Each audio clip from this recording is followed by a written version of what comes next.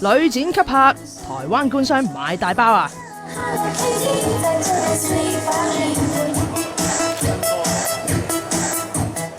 喺會展嘅國際旅遊展，有一班台妹為大家演奏，係咪視覺加聽覺嘅享受呢？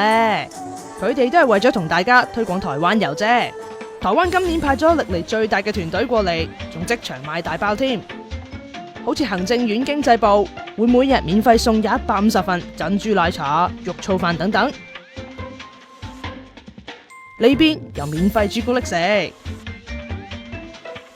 而長榮航空就送台灣美食優惠護照，填埋問卷，仲有機會贏到來回台北嘅機票添啊！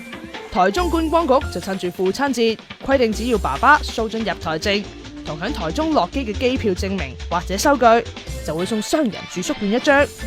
不過名額得50個，想要就快手啦！想過一個休閒假期避下暑嘅，今次都有農莊嚟到宣傳。老細話仲可以打工換宿添啊！